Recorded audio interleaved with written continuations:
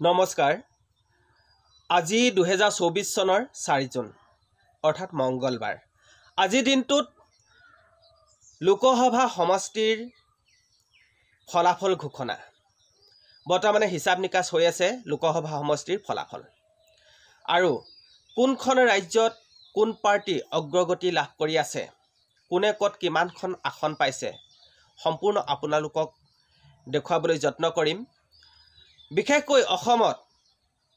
যোৰহাট লোকসভা সমষ্টিত তপন গগৈ নে গৌৰৱ গগৈয়ে বেছি আসন লাভ কৰি আছে বৰ্তমানলৈকে হেয়াও আপোনালোকক দেখুৱাবলৈ যত্ন কৰিম যদি ভিডিওটি ভাল পায় তেনেহলে লাইক কমেন্ট শেয়াৰ কৰিব লগতে আপুনি যদি নতুনকৈ আহিছে মোৰ আজি চেনেলটোলৈ তেনেহলে চেনেলটো সাবস্ক্ৰাইব কৰি সহযোগিতা কৰিব তেনেহলে আহকচোন সম্পূৰ্ণ ভিডিওটি চাওঁ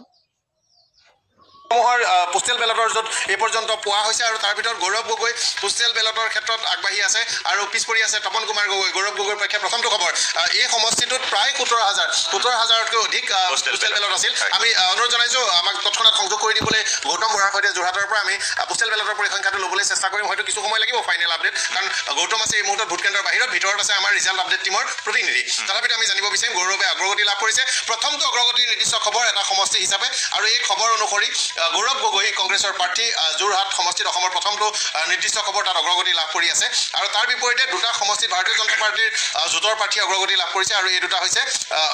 সমষ্টি দুটা আমি চাবলৈ চেষ্টা কৰিম কংগ্ৰেছ এটা সমষ্টিত আৰু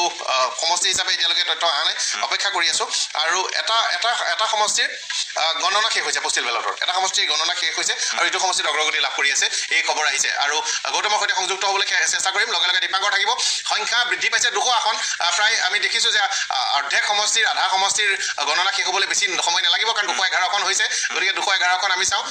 272 সংখ্যা কেতিয়া অতিক্ৰম কৰে 213 আৰু ইয়াত 146 59 এই সংখ্যা দুইটা জোঁটৰ প্ৰধান যি দুটা মিত্ৰজোঁট বিজেপি মিত্ৰজোঁট আমি স্ক্ৰীনৰ একেবাৰে ওপৰত দিছোঁ 155 আৰু তাৰ ওপৰতে দিছোঁ আমি মিত্ৰজোঁট মিত্ৰজোঁট ইণ্ডিয়া এলায়েন্স আৰু তেওঁলোকক দিছোঁ 62 অন্যান্য 8খন আৰু এই পৰ্যন্ত জিকাৰ কোনো খবৰ অহা নাই জিকাৰ খবৰ আহিবলৈ বহু সময় লাগিব অৱশ্যে এটা কথা আমি ইভিএমৰ গণনা কৰি থাকোঁতে এবাৰ বৰ আচৰিত হোৱা খবৰ আছিল মই নিজে চাইছিলোঁ প্ৰণৱ মুখাৰ্জী পশ্চিমবংগৰ এটা সমষ্টি আমি পোষ্টেল বেলটৰ হিচাপ নিকাচ কৰি থাকোঁতে হঠাৎ দেখিলোঁ ফলাফল ওলাই গ'ল এটা সমষ্টি হুলস্থুল কৰি বিচাৰি চালোঁ তেতিয়া অৱশ্যে ইণ্টাৰনেট ব্যৱস্থা আৰম্ভ হৈছিল 8:45 মানলৈ পশ্চিমবংগৰ সমষ্টিৰ ৰিজাল্ট ইভিএম গণনা কৰি শেষ কৰি ডিক্লেয়াৰ কৰি দিলে এনেকুৱাও হয় ইভিএমত মোৰে নিজৰ অভিজ্ঞতা আছে দীপাংকৰ সংযুক্ত হৈ আছে নেকি আৰু গৌতম বৰা সংযুক্ত কৰিবলৈ আমি চেষ্টা কৰিছোঁ দীপাংকৰ হয় জয় জয়ন্ত বাজপেয়ী ভৱনৰ মুখ্য কাৰ্যালয়ত উপস্থিত আছো আৰু বিগ স্ক্ৰীণ লগাই দিয়া হৈছে ইয়াতো যি ধৰণৰ পূৰ্বানুমান কৰা হৈছিলে 400 পাৰ সেই ধৰণৰ লক্ষ্যত বিজেপি গৈ উপনীত হ'ব নাই সেয়া এই মুহূৰ্তত দৃষ্টি নিবদ্ধ আছে কাৰণ তাৰ লগে লগে বাজপেয়ী ভৱনত কৈছোঁ যে ইটোৰ পিছত নামটো কাৰ্যসূচী আজি ইয়াত ৰখা হৈছে বিশেষকৈ আজি কেইবাটাও নামনি অসমৰ নামৰ দল ইয়াত আমন্ত্ৰণ কৰি অনা হৈছে অৰ্থাৎ নাম প্ৰসংগৰে মুখৰিত হ'ব আধ্যাত্মিকতাৰ পৰিৱেশ দেখিবলৈ পোৱা যাব আগবেলাটো কিন্তু পিছবেলালৈ হৈ নাথাকি যে দুপৰীয়াৰ ভাগতে সমগ্ৰ ৰাজনৈতিক ছবিখন এক প্ৰকাৰ স্পষ্ট হৈ পৰাৰ এক প্ৰকাৰ দিশত গতি কৰিছে বিজেপি দলে কাৰণ যিদৰে বিভিন্ন সংখ্যাত বৰ্তমান লিড লৈ আছে কিন্তু শেহতীয়া আজি অসমৰ খবৰ দৰ্শকসকলক আমি জনাইছোঁ যে যোৰহাটত বৰ্তমান গৌৰৱ গগৈয়ে বৰ্তমান পোষ্টেল ভোটত আগবাঢ়ি আছে কিন্তু মই পাকঘৰৰ পৰিৱেশ দেখুৱাম যে বিজেপিৰ মুখ্য কাৰ্যালয় বৰ্তমান পাকঘৰত বৰ্তমান ভীষণ ব্যস্ত কাৰণ 3ৰ পৰা 5,000কৈ বিজেপিৰ অনুৰাগী বিজেপিৰ কৰ্মকৰ্তাক আদৰিবলৈ এক প্ৰকাৰ প্ৰস্তুতি চলোৱা হৈছে 5টাকৈ চৌকা বৰ্তমান জ্বলি উঠিছে এইদৰে জিলেপি বৰ্তমান ইয়াত বনাই ৰখোৱা হৈছে কাৰণ মুখ মিঠা কৰি বৰ্তমান আজি কাৰ্যকৰ্তা বিজেপিৰ মুখ্য কাৰ্যালয়ত প্ৰৱেশ কৰিব পুৰি বনোৱা হ'ব আৰু মই যদি দেখুৱাওঁ তেতিয়াহ'লে কচুৰি বনোৱাৰ যি পৰিক্ৰমা বৰ্তমান ইয়াত চলি আছে প্ৰায় 20ৰ পৰা 25 গৰাকীকৈ ইয়াত দীপাংকৰ আমি আহিম আমি পুনৰ এবাৰ মূল তালিলৈ উভতি আহিছোঁ 157 227খন আসনৰ 157 62 আৰু অন্যান্য পোষ্টেল বেলটৰ যি পৰিসংখ্যা আহিছে সেই অনুসৰি খুব দ্ৰুতগতিত আগবাঢ়িছে আৰু এই সংখ্যা ৰাজ্যসমূহৰো কেনেধৰণৰ অগ্ৰগতি কিছু ৰাজ্যৰ আহিছে তাৰ ভিতৰতে আমি স্ক্ৰীণত দেখুৱাইছোঁ ৰাজ্যসমূহৰ সমষ্টি কেন্দ্ৰিক অগ্ৰগতি 227খন 157 62 8 মূল যি ফলাফলৰ অসমৰ 2খন আসনৰ ভাৰতীয় জনতা পাৰ্টি 2খনত আগবাঢ়ি আছে কংগ্ৰেছৰ এখন হয়তো আমাৰ স্ক্ৰীণত এড হোৱা নাই এতিয়াও যোৰহাট আমি এড কৰিবলৈ কংগ্ৰেছৰ অনুৰোধ জনালোঁ যোৰহাটত গৌৰৱ গগৈ আগবাঢ়ি আছে মিজোৰামত অন্যান্য আগবাঢ়ি আছে অন্যান্য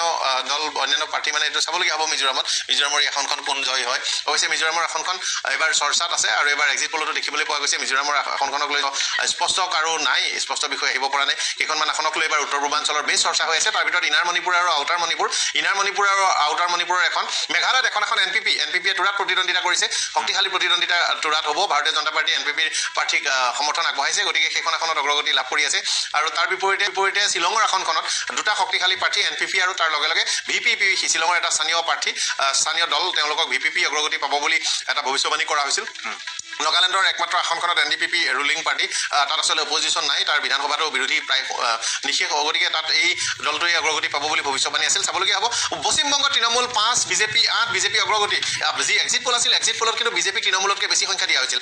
তৃণমূলক 11ৰ পৰা 16খন পৰ্যন্ত আসন দিয়াৰ বিপৰীতে বিজেপিক 26খনৰ পৰা 31খন আসন দিয়াৰ যি ভৱিষ্যবাণী আছিল আৰু 42খন আসন আছে পশ্চিমবংগত ঝাৰখণ্ডত 4খন আসনৰ ফলাফল আহিছে 3খন আৰু কংগ্ৰেছ এখন ইতিমধ্যে ৰাজ্যসমূহৰ পশ্চিমবংগত 13খন আসন 42খনৰ ভিতৰত পোষ্টেল বেলটৰ ফলাফল আহিছে 5-8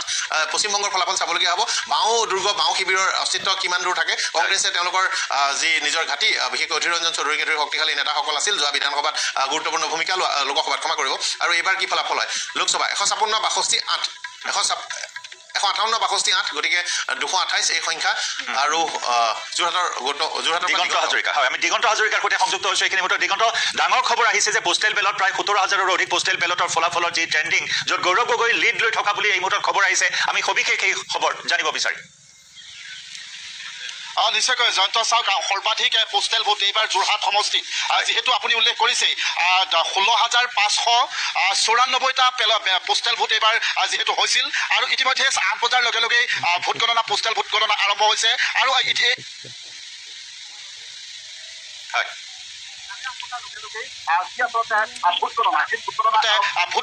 ভোট গণনা আৰম্ভ হ'ব আৰু দুটা সমষ্টি যিহেতু যোৰহাটত চৰকাৰী বালক বিদ্যালয়ত যি আচলতে ভোট গণনা কেন্দ্ৰ এই কেন্দ্ৰ দুটা সমষ্টি হ'ব যোৰহাট সমষ্টি আৰু সমষ্টি ৰাউণ্ডত শেষ হ'ব আৰু যোৰহাট সমষ্টি